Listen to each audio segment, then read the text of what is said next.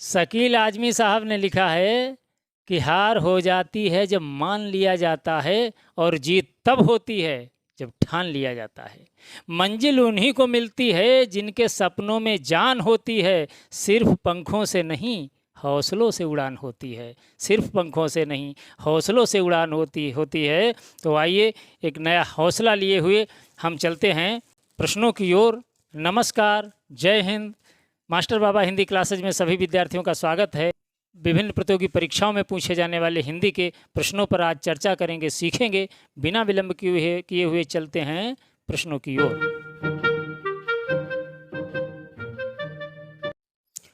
आइए देखते हैं आज की क्लास।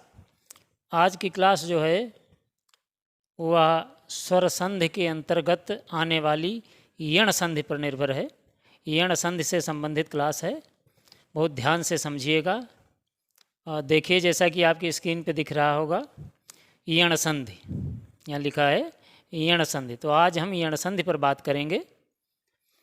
इससे पहले दीर्घ स्वर संधि, गुण स्वर संधि और वृद्धि स्वर संधि हम लोग सीख चुके हैं और आज बात कर रहे हैं यण संधि। बड़ी सरलता से सीखेंगे, बस थोड़ा ध्यान देना है आपको। एक शायर ने कहा भी है कि दीदार की तलब से तरीक़ों से बेखबर, दीदार की तलब से तरीक़ों से बेखबर, दीदार की तलब है तो पहले निगाह मांग। कहने का तात्पर्य ये है कि आपको नौकरी लेनी है, परीक्षा अच्छे नंबरों से उत्तीर्ण करनी है, तो ध्यान देना होगा, समझना होगा। आपका काम आपको ही करना होगा और आपकी सफलता हमारे लिए बहुत बड़ी प्रसन्नता है, हमारी बड़ी उपलब्धि है।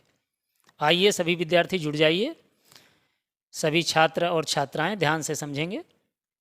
शब्द लिखा हुआ है अति धन अधिक बराबर अत्यधिक।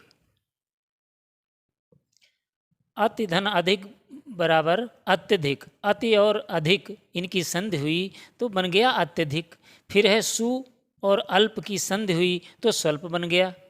मातृ और आज्ञा इनकी संधि हुई तो मात्राज्ञा बन गया। ये सब कैसे बना, क्या नियम है इसके, ये हम इस पर बात करेंगे। देखिएगा, आगे चलते हैं। देखिए, नियम लिखा हुआ है, इसके केवल 3 प्रकार हैं। कितने प्रकार हैं? 3। ई, यदि किसी शब्द के अंत में ई स्वर आता है, जैसे लिखा है अति, है ना। अति में जो ता है इसमें ई यह स्वर शामिल है, अर्थात छोटी ई जिसे हम कहते हैं उसकी मात्रा लगी है ता में, तो इस शब्द के अंत में ई है, ये संधि का नियम कहता है। और फिर दूसरे शब्द, यानी इसमें जो अगला शब्द जुड़ेगा उसके प्रथम में ई के अतिरिक्त कोई भिन्न स्वर होना चाहिए, मतलब समान स्वर न हो, असमान स्वर हो।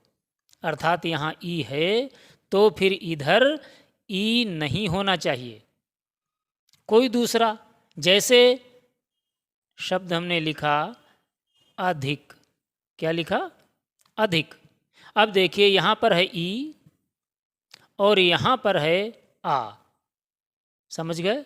यहाँ पर आ है, इनकी संधि होगी दूसरे शब्द का प्रथम वर्ण और प्रथम शब्द का अंतिम वर्ण जिसमें स्वर शामिल है ई, इनकी संधि होगी। और जब इनकी संधि होगी तो वह यण संधि के अंतर्गत आएगी, है ना। क्या संधि होगी? ऐसी जब स्थिति होती है, शुरुआत में ई और उसके बाद में आ, और इनकी जब संधि होती है तो वहाँ पर बनता है या। क्या बनता है? या। ये पहला नियम यण संधि का। अब जब या बनेगा तो शब्द क्या बन जाएगा? अत्यधिक। क्या बनेगा? देखिए, अत्यधिक, ये शब्द बना। ये या यहाँ पर आ गया। देखिए, ये ती जो है, इससे जब ई स्वर अलग हो गया तो ये ता आधा रह गया, वही आधाता यहाँ पर लिखा हुआ है। और ये ई और आ ये दोनों मिलकर के इन्होंने बना दिया या। क्या बना दिया? या। वो या यहाँ पर है, बस, कोई कठिनाई नहीं। और धिक, ये तो धिक यहाँ पर लिखा ही था, अधिक का ज्यों का त्यों लिख दिया गया, शब्द बन गया अत्यधिक। अत्यधिक में यण संधि है और इसका विच्छेद होगा अति धन अधिक। समझ गए? इसमें कोई दिक्कत नहीं। दूसरा नियम है, ऊ के बाद में अगर भिन्न स्वर आता है, जैसे यहाँ पर ई के बाद में आया, ऐसे ही इसकी दूसरी काइंड है, उसमें ऊ के बाद में आएगा तो वहाँ पर या न बन करके वा बनेगा। क्या बनेगा? वा। ये यहाँ पर लिखा है वा, और यहाँ पर या बना था। ऐसे ही तीसरी काइंड है कि शब्द के अंत में, प्रथम शब्द के अंत में रिर स्वर वाला यदि कोई वर्ण है, उसके बाद में रिर से भिन्न अर्थात रिर ना आए, कोई दूसरा आए, तो फिर वहाँ पर रा बनेगा। क्या बनेगा? रा। और ये सब आधे बनते हैं, लेकिन हम आपको समझाने के लिए पूरा या, वा और रा लिख रहे हैं। बहुत ज़्यादा महीने में जाने की आवश्यकता आपको नहीं है। पीटी का जो एग्ज़ाम होगा पेट का, उस दृष्टिकोण से, उस स्तर से हम एक क्लास तैयार कर रहे हैं, आपको समझा रहे हैं। समझिएगा, इतना ही पर्याप्त है। ये तीन काइंड समझनी है, या बनेगा, वा बनेगा और रा बनेगा, बस। केवल तीन प्रकार हैं इसके। अब उदाहरणों के द्वारा आप लोग इसे विधिवत समझेंगे। देखिए, अभी स्वर संधि में जितनी भी संधियाँ हैं, उनमें सबसे ज़्यादा अगर पूछी जाती है कोई संधि तो वह है यण संधि। बहुत ध्यान से समझ लीजिएगा, यण संधि सबसे ज़्यादा पूछी जाती है। और फिर गुण संधि और वृद्धि संधि, अयादि संधि भी पूछी जाती है ना। लेकिन यण संधि ज़्यादा पूछी जाती है, और यण संधि और अयादि संधि, इनको समझने में आपको थोड़ा ज़्यादा ध्यान देना पड़ेगा, है ना। चलिए, कोई कठिनाई नहीं होगी, आगे देखते हैं। यहाँ से हम लोग समझेंगे विधिवत। यहाँ पर लिखा है यदि धन अपि। क्या लिखा है? यदि धन अपि। यदि दा में ई शामिल है और अपि का आ, इनकी संधि होगी, है ना। ई और आ इनकी जब संधि हुई तो वहाँ पर या बनेगा, शब्द बनेगा यद्यपि। यद्यपि ऐसे भी लिखा जाता है ना। ये दोनों तरीका से यद्यपि सही है। ये पुराना तरीका था यद्यपि का, और अब ये जो वर्ण विश्लेषण वाला जो आया है नियम, उसके अनुसार, ताकि हमारे विद्यार्थी विधिवत समझ ले, इसलिए इसको ऐसे अलग करके लिखा गया यद्यपि। तो ये हमारा बिल्कुल करेक्ट होगा। अगला है अति, अर्थात ता में ई और अल्प का आ, इनकी संधि होगी तो हो जाएगा अत्यल्प। हमने बताया था, देखिए यहाँ पर ई है, ता का ई और अल्प का आ, ये हैं यहाँ पर, इनकी संधि हुई तो बन गया या। और ता से जब ई निकल जाएगा तो आधा ता बचेगा, वही यहाँ पर लिखा है। और आ और ई ये तो मिलकर के या बना देंगे, है ना। ये क्या बना देंगे? या। वो यहाँ पर आ गया। बाकी आधा ला और पा ज्यों का त्यों लिखा है, कोई दिक्कत नहीं। अत्यल्प, अत्यल्प का मतलब बहुत कम। आगे देखते हैं, नदी धन अम्ब। अम्ब होना चाहिए, यहाँ पर एक गलत लिख गया है, नदी धन अम्बु। तो नदी, दा में ई शामिल है। देखिए, ई का मतलब होता है चाहे वो ई हो और चाहे वो ऐसे बड़ी हो, मतलब ह्रस्व ई हो और चाहे दीर्घ ई हो, एक ही बात है संधि के लिए। ई कहा जाए तो आप समझ लीजिए दोनों प्रकार की कोई ई हो सकती है, बिल्कुल क्लियर। आ कहा जाए तो दोनों प्रकार का आ हो सकता है। ऊ कहा जाए तो दोनों प्रकार का ऊ हो सकता है। समझ गए? एक ही नियम लगेगा। तो नदी, दामे ई, अम्ब का आ, संधि हुई तो हो गया नद्यम्बु। क्या हुआ? इसको हम ऐसे भी लिख सकते हैं, नद्यम्बु, ऐसे, ये दा में हलंत लगा करके, ये है ना, इस तरीके से ना है और दा में हल लगा हुआ है, नद्यम्बु। फिर है इति, ता में ई, आदि का आ, संधि होगी तो होगा इत्यादि। देखिए इनमें सब में या बन रहा। हमने पीछे पढ़ा था इसका नियम कि जहाँ पर ई के बाद में भिन्न स्वर आएगा वहाँ या बनेगा, है ना। या बनेगा, फिर वा बनेगा और फिर रा बनेगा। बस 3 काइंड है, कोई खास बात नहीं। तो यहाँ पर या बनेगा, या बन रहा है सब में। इत्यादि यहाँ पर ये या बन गया। और चूंकि आदि में दीर्घ आ था यहाँ, इसलिए या में आ की मात्रा, मतलब बड़ा आ का डंडा लग गया, है ना। इत्यादि हो गया। इत्यादि में संधि पूछी जाए तो यण संधि, और विच्छेद पूछा जाए तो इति धन आदि। कोई दिक्कत नहीं होनी चाहिए। आगे चलते हैं। देखिए ये लिखा है देवी धन आगमन। तो देवी में वा में ई और आगमन का आ, यहाँ पर संधि होगी। ई और आ की जब संधि होगी तो बनेगा, क्या बनता है, या। यही तो बनता है, या बनेगा। या बन गया, यहाँ पर या बन गया देव्यागमन। चूंकि आ दीर्घ था इसलिए या में ये दीर्घ आ की मात्रा लग जाएगी, है ना। देव्यागमन, समझ गए।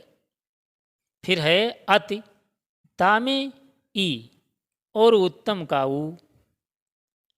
इसमें संधि हुई। जब संधि हुई तो बन गया अत्युत्तम।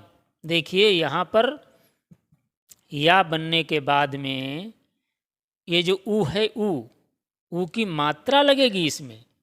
या तो बना, साथ में यहाँ मात्रा लगेगी। इसीलिए मैंने अभी पहले कहा था कि आधा बनता है ऐसे हल वाला या, और इसमें मात्रा लगेगी जब, तब हो जाएगा यू। इस तरीके से वही लिखा है, यू यहाँ पर लिखा है अत्युत्तम। अत्युत्तम का विच्छेद होगा अति धन उत्तम, और संधि होगी यण संधि, जो स्वर संधि के अंतर्गत आती है। अगला है सुधन आगतम। ये परीक्षा में खूब पूछा जाता है। स्वागत, सुधन आगत, सुधन आगत, है ना। संस्कृत में आगतम स्वागतम हो जाता है, हिंदी में स्वागत है। नियम एक ही है, एक ही तरीके से बनेगा। तो सु का उ और आगत का आ दोनों मिलेंगे, संधि होगी तो शब्द बनेगा स्वागत। अब यहाँ पर देखिए ये पहले ई वाली काइंड चल रही थी जहाँ पर बन रहा था या, और अब यहाँ पर आपने देखा होगा यहाँ हर जगह बनेगा वा। क्या बनेगा, वा। क्यों वा बनेगा, ऊ के बाद में अगर भिन्न स्वर आता है तो वा बनता है, ई के बाद भिन्न स्वर आता है तो या बनता है ना, और ऋ के बाद में भिन्न स्वर आता है तो रा बनता है। बस 3 काइंड है, या, वा, रा। ये याद रखना आपको। तो यहाँ पर ऊ के बाद में आ गया तो स्वागत हो गया। इसका सा का ऊ निकल गया बाहर यहाँ, और आ ये निकल गया, और इन्होंने मिलकर बना लिया वा, है ना। समझिए यहाँ पर तो आधा सा रह गया, वही यहाँ पर आधा सा स्वागत में लिखा है, और इनका जो वा है फिर वा लिख दिया गया। चूँकि यहाँ पर आ दीर्घ था आगत में, इसलिए वा में एक बड़ा की मात्रा लगेगी, और बाकी गत ऐसे ही लिखा है। शब्द बन गया स्वागत। कोई डाउट? No doubt. आगे चलिए। वधु धन आगमन। वधु, ये धू, धा का ऊ और आगमन का आ। देखिए यहाँ पर दीर्घ ऊ है वधु में, और सु में ऊपर ह्रस्व ऊ था। इससे कोई फर्क नहीं पड़ता। ऊ का मतलब दोनों प्रकार के ऊ कोई आ जाए, नियम वही लगेगा, वैसे ही बनेगा शब्द। तो यहाँ पर ऊ और यहाँ पर आ, ये मिलकर के वा बना दिया इन्होंने, और शब्द बनेगा वध्वागमन। ध्यान से समझिए, ये मोस्ट है, ये खूब पूछा जाता है। वध्वागमन ये पूछा जाता है, स्वागत पूछा जाता है, और दिव्यागमन जो ऊपर है ये भी खूब पूछा जाता है। फिर ये मध्वर लिखा है, ये भी परीक्षा में कई बार आया हुआ शब्द है। यण संधि का मधु, धाका ऊ, अरिका आ, वा बन जाएगा, और शब्द होगा मध्वरी। ये मध्वार नहीं होगा। क्यों नहीं होगा? यहाँ अरि में ह्रस्व आ है, समझ गए, और आगमन में दीर्घ आ था, इसलिए यहाँ पर वा में बड़ा आ का डंडा लग गया, बड़ा की मात्रा लग गई। और यहाँ ह्रस्व आ है अर्थात छोटा आ, तो यहाँ पर वा ऐसे ही रहेगा। इस वा में छोटा आ शामिल है, प्रत्येक वर्ण में आ शामिल होता है यदि हम व्यंजन को देखें, और स्वर तो स्वतंत्र होते ही हैं। ये वर्णमाला की जब क्लास आएगी तब आपको विधिवत समझाएंगे, चूँकि आपकी परीक्षा में, पेट परीक्षा में वर्णमाला से प्रश्न नहीं आएंगे, इसलिए हम उसी दायरे में रहकर बात कर रहे हैं। चलिए आगे बढ़ें। चलो अब देखिए यहाँ पर लिखा है पितृ धन अनुमति। अब ये जो है पितृ धन अनुमति, ये है रा वाली काइंड। हमने कहा था रा बनेगा ऐसे करके हलंत का ला रा। पितृता में रिर है। आप लोग ये बात विधिवत समझ लीजिए, जो भी ऐसे होते हैं इनमें नीचे ऐसे, इसको हम कह देते हैं चूल्हा वाला, ये रा लगाइए। ये रा बिल्कुल नहीं होता है, बिल्कुल 100% समझ लीजिए, ये रिर की मात्रा है और इसका उच्चारण भी अलग तरीके से होता है। ये है त्रि, और रा कहाँ पर है? ये है त्रा, ये है त्रा, क्या है? त्रा, और ये है त्रि। समझ गए? ये रिर की मात्रा है और यहाँ कोई मात्रा नहीं। यहाँ पर दो व्यंजन आपस में मिले हैं, ता और रा, जिसमें ता है आधा और रा है पूरा। ये भी समझने की बात, समझ गए? तो ये हो गया पितृ धन अनुमति। अनुमति का आ, यहाँ पर रिर और यहाँ आ, ये भिन्न स्वर हो गए, संधि हो जाएगी, और जब संधि होगी तो रा बनेगा, अर्थात ता में ये रा लग जाएगा तो बनेगा त्रा। ता और रा जब आपस में मिलते हैं तो त्रा बनता है। वही यहाँ पर त्रा लिखा है, पित्रनुमति। पित्रनुमति, पितृ धन अनुमति बराबर पित्रनुमति, ये है यण संधि। समझ गए? यहाँ पर थोड़ा बारीक समझना होगा आपको, इसलिए हमने पहले कहा था यण संधि को ध्यान से समझना होगा, और सबसे ज़्यादा पूछी भी जाती है। मातृ, कोई बात नहीं, कोई कठिनाई नहीं है, बस समझ लीजिएगा, सब आसान हो जाएगा। मातृ, अगला शब्द है मातृ धन उपदेश। मातृ, ये त्रि जो है इसमें रिर और उपदेश का उ, इनकी आपस में जब संधि होगी तो बनेगा त्रा, है ना? ये बन गए, ये ता है ना, इसलिए त्रा बनेगा। अगर कोई दूसरा वर्ण होता तो उस हिसाब से बनता। मान लीजिए अगर दा होता तो फिर द्रा बनता, क्या समझे? तो द्रा बनता, ता है त्रा बन गया, ये समझना है। तो हो जाएगा मातृपदेश। चूंकि ऊ है यहाँ पर उपदेश में, इसलिए उस त्रा में ऊ की मात्रा भी लगेगी, ये तो हो जाएगा मातृपदेश। मातृपदेश का विच्छेद होगा मातृधन उपदेश। आप ऐसे मत कर देना इसका विच्छेद, मात्र और धन उपदेश, ये सब क्या कहते हैं? गड़बड़ेशन, हाँ ये गड़बड़ हो जाएगा। यहाँ पर ये मात्र नहीं होगा, ये होगा मातृ, ये होगा। मातृ का मतलब माँ, उपदेश का मतलब उपदेश, माँ का उपदेश। चलिए आगे चलते हैं। देखिए जब कई उदाहरण आप समझेंगे तब विधिवत समझ पाएंगे। देखिए हम यहाँ पर देख रहे हैं, समझिए इसको। ये लिखा हुआ है परिधन आवरण। जो ऐसे कुछ प्रश्न हैं, ऐसे कुछ शब्द हैं जो परीक्षा में ज़्यादातर पूछे जाते हैं, उन पर हमें फोकस करना है। इसको कई बार आप क्लास को देखेंगे पूरा तो आपकी समझ में आएगा। ये लिखा है परि और यहाँ है आवरण। तो परि रा में ई है, क्लियर है? ई रा में ई है, इसमें कोई डाउट नहीं। और आवरण का आ, ये जब मिलेंगे, हमने कहा था ई के बाद में जब भिन्न स्वर आता है तो वहाँ पर बनता है या। क्या बनता है? या। शब्द क्या बनेगा? पर्यावरण। शब्द क्या बनेगा? पर्यावरण। पर्यावरण का विच्छेद होता है, परिधन आवरण, और संधि इसमें है यण संधि। समझ गए? अगला देखिए, अधि, धा में ई, आदेश का आ, संधि होगी तो बनेगा अध्यादेश, अध्यादेश। समझ गए? ये अध्यादेश बन गया, वही या बन गया इसमें भी। यहाँ पर ये या बन गया, इसमें भी या बना था, क्योंकि दोनों में, इसमें आवरण में आ दीर्घ था, आदेश में आ दीर्घ है, इसलिए या में बड़ा की मात्रा लग गई। फिर है सखी धन आगमन, मोस्ट शब्द है, ध्यान से समझिए, ये परीक्षा में पूछा जाता है। सखी धन आगमन, इसमें संधि जब होगी, यहाँ पर ई और यहाँ पर आ, इनकी आपस में जब संधि होगी तो या बनेगा, और या जब बनेगा तो शब्द बनेगा सख्यागमन। क्या बनेगा? सख्यागमन, ये शब्द बनेगा सख्यागमन, सखी का आगमन। ऊपरी धन उक्त, ये ऊपरी धन उक्त शब्द बनेगा उपर्युक्त। क्या बनेगा? उपर्युक्त। अब देखिए यहाँ पर ऊपर चला गया रहा, आप सोचते होंगे ये गड़बड़ क्या हो गया? कोई गड़बड़ नहीं।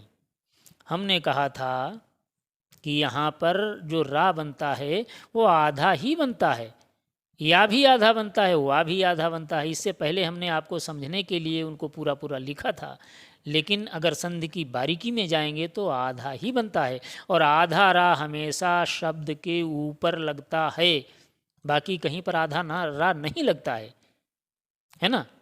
अब जैसे आप सोच रहे होंगे कि शब्द एक है नम्र, नम्र, तो इसमें तो ना है और माँ में आधा रा लगा है, ये गलत फहमी है आपकी। आधा रा नहीं, यहाँ माँ आधा है और रा पूरा है, बिल्कुल 100% समझ लीजिए। आधा रा हमेशा ऊपर ही लगता है, अदरवाइज कहीं नहीं लगता। फिर निधन ऊन, ये नी ई है यहाँ पर, ऊन का ऊ, ये शब्द बनेगा न्यून। क्या बनेगा? न्यून।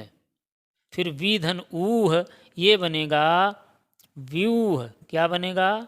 व्यूह, ये शब्द बनेगा। समझ गए? आगे चलें, देखो फिर यहाँ पर लिखा हुआ है अगला, नदी धन ऊर्मी। क्या है? नदी धन ऊर्मी, ये भी शब्द महत्वपूर्ण है। नदी दा का ई और ऊर्म का ऊ, संधि होगी तो बनेगा, क्या बनेगा? ये तो ना ऐसे ही रहेगा, है ना, ना इसी प्रकार रहेगा, और ये हो जाएगा नद्यूर्मी, नद्यूर्मी। इसको ऐसे भी लिख सकते हैं नद्यूर्मी, ऐसे, है ना। आधा दा आ जाएगा यहाँ पर, ये दा से बड़ी ई की मात्रा चली जाएगी, उसकी संधि हो जाएगी, वो इसको छोड़ देगी तो दा रह जाएगा आधा, और ऊ और वो ये मिलकर के या बना लेंगे, और या के साथ साथ इसमें बड़ा ऊ की मात्रा भी लगा देंगे, शब्द बनेगा नद्यूर्मी। नदी की ऊर्मी, अर्थात ऊर्म कहते लहर को, नदी की लहर, तरंग, जो पानी में तरंगें उठती हैं। प्रतिधन एक, शब्द बनेगा प्रत्येक। क्या बनेगा? प्रत्येक, ये भी पूछा जाता है, मोस्ट है, समझ लीजिएगा। प्रत्येक, प्रत्येक का विच्छेद होगा प्रतिधन एक, और नद्यूर्म का होगा नदी धन ऊर्मी। ये ध्यान रखना है, ऊर्मी में ऊ बड़ा ही होता है, ऊर्मी नहीं होता। अगला वाणी, वाणी अणा का ई, औचित्य का औ, औचित्य का औ, तो क्या बनेगा? ये शब्द बनेगा वाण्योचित्य। क्या बनेगा? वाण्योचित्य, ये शब्द बनेगा। आधा अणा रह जाएगा ये जब मात्रा अलग होगी, और ये मिलकर के या बना देंगे, क्योंकि यहाँ पर औचित्य में औ है तो मात्रा लग जाएगी औ की, बाकी ज्यों का त्यों इधर भी वा रहेगा, और चित्त ये भी ऐसा रहेगा, शब्द बनेगा वाण्योचित्य। समझ गए? अगला देखें अभी धन आगमन, अभी भी में ई, आगमन का आ, है ना, तो हो जाएगा इसका बराबर क्या होगा, अभ्यागमन।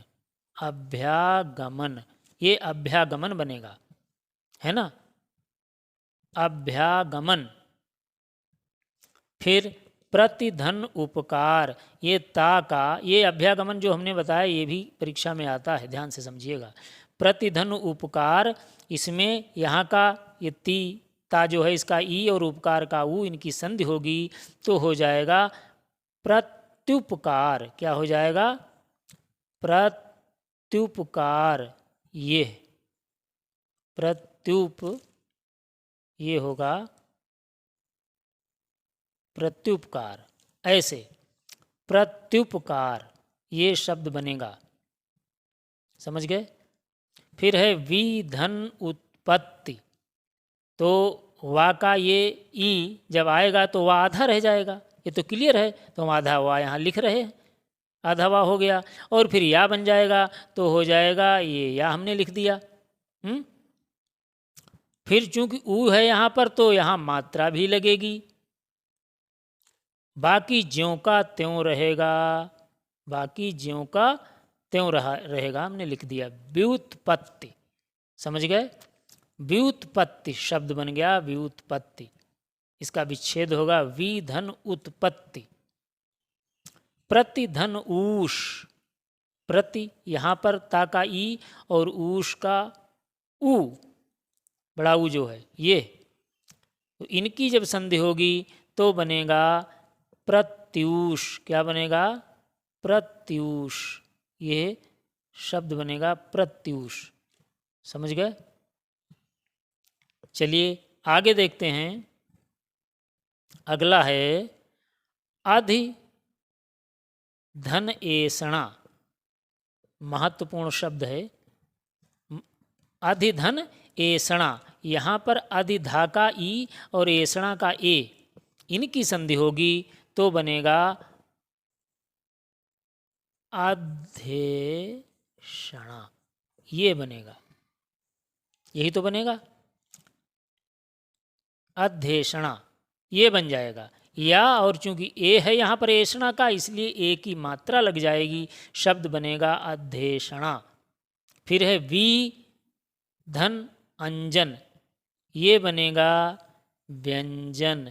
देखिए महत्वपूर्ण है, व्यंजन छोटा सा शब्द है, इसका विच्छेद पूछा जाए तो ध्यान रखिएगा वी धन अंजन होता है इसका विच्छेद, और संधि है यण संधि, है ना। रीति धन अनुसार, ती का ई और अनुसार का आ, इनकी संधि होगी तो बनेगा शब्द रीत्यनुसार।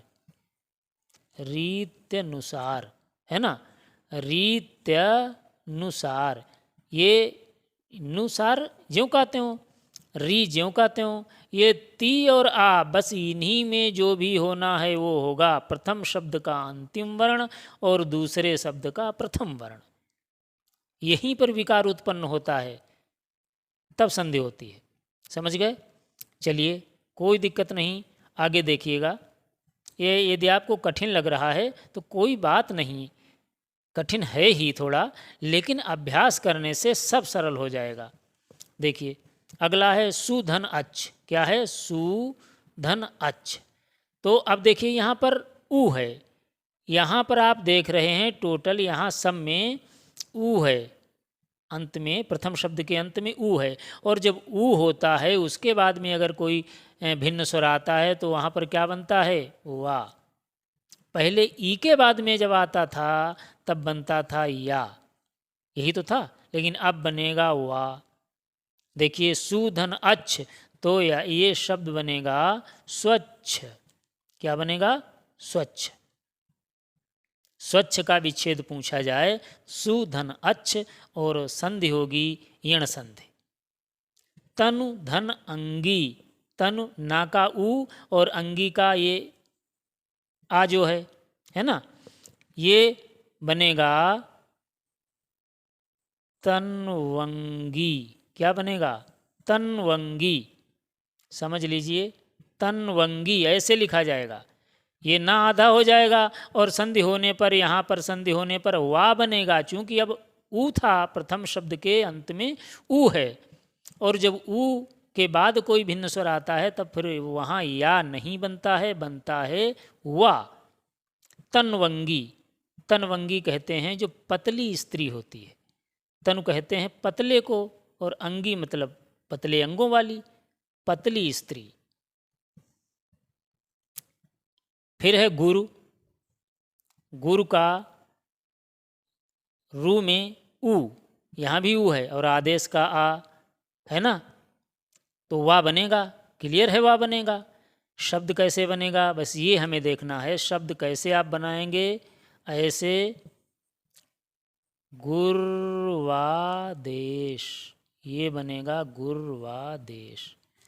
ध्यान से समझिए, ये मोस्ट है भैया, गुर्वादेश ऐसे बनेगा, गुर्वादेश, गुरु धन आदेश अर्थात गुरु का आदेश, गुर्वादेश संधि से बनेगा। फिर है अगला अनु धन इति, अनु धन इति कैसे बनेगा, ऐसे बनेगा अन्विति, अन्विति, वा में ई की मात्रा लगेगी, चूंकि यहाँ पर ई है, ये मात्रा का भी काम करेगी साथ में, तो अन्विति हो गया। फिर है अनुधन ईक्षण, ये ईक्षण नहीं ईक्षण होता है, देखिए ये होता है ईक्षण, ये लिखना है ईक्षण, अनुधन ईक्षण, तो शब्द बनेगा, क्या बनेगा शब्द, अन्वीक्षण, अन्वीक्षण, अन्वीक्षण कहते हैं, ऐसे समझ लीजिए जैसे निरीक्षण, निरीक्षण करना, किसी चीज़ को विधिवत देखना, उसकी जांच करना, अनुवीक्षण है ना, अन्वीक्षण हो गया ये। फिर है अनुधन एषण, ये क्या है, अनुधन एषण, ये हो जाएगा अन्वेषण, हर जगह यहाँ वा बनेगा है ना, अन्वेषण, अन्वेषण मतलब खोज करना, अन्वेषण, ये हो गया। चलिए आगे चलते हैं, आगे लिखा हुआ है वधू धन आगमन, वधू धन आगमन ये हम लोग देख चुके हैं, फिर भी हम देख रहे हैं फिर से, वध्वागमन क्या होगा, यही तो होगा, वध्वागमन, वध्वागमन ये शब्द बनेगा, वध्वागमन ये। फिर है मनु धन अंतर, ये पूछा जाता है भैया, और वध्वागमन भी पूछा जाता है, ये जो विशेष शब्द हैं, ज़्यादा जिनकी संभावना है आने की, उन पर हम फोकस ज़्यादा कर रहे हैं।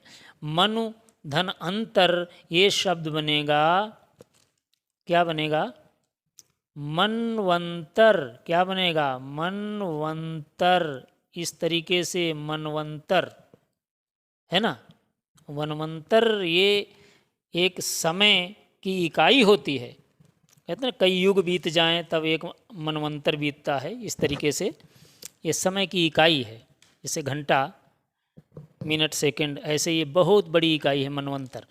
फिर आइए देखिए है अनुधन अय, अनुधन अय ये क्या होगा, ये होगा अन्वय, क्या होगा, अन्वय, समझ गए। ये यहाँ पर ऊ है, नु में ऊ है यहाँ पर, और अय का आ है, इनकी संधि होगी तो हो जाएगा वा बनेगा यहाँ पर, और जब ना जो है नु इसमें से ये निकल जाएगा ऊ, तो ना आधा रह जाएगा, वही आधा ना यहाँ पर लिखा है, वा बन गया, वा लिख दिया गया, क्योंकि यहाँ पर अय में आ था, इसलिए वा में छोटा आ तो शामिल ही है। हमने कहा था कि हर एक वर्ण में यहाँ पर आ शामिल होता है, तो वय हो गया, अन्वय। फिर है मधु धन आचार्य, क्या है, मधु धन आचार्य, तो यहाँ पर धा का ऊ, आचार्य का आ, शब्द बनेगा मध्वाचार्य, शब्द क्या बनेगा, मध्वाचार्य, समझ गए। मध्वाचार्य संधि हो गई, वा बना, हर जगह वा बन रहा है, आप ध्यान से देखिए। फिर है धातु धन इक, क्या है, धातु धन इक, इनकी जब संधि होगी उ और ई की तो शब्द बनेगा धात्विक, धात्विक। इस तरीके से वा में ई की मात्रा लगेगी इस तरीके से, और ता आधा रह जाएगा, यहाँ पर वा बन जाएगा धात्विक। धात्विक का विच्छेद होगा धातु धन इक, और संधि इसमें होगी यण संधि। समझ गए? आगे चलें, चलो अब आगे देखते हैं। देखिए ये यहाँ पर लिखा है,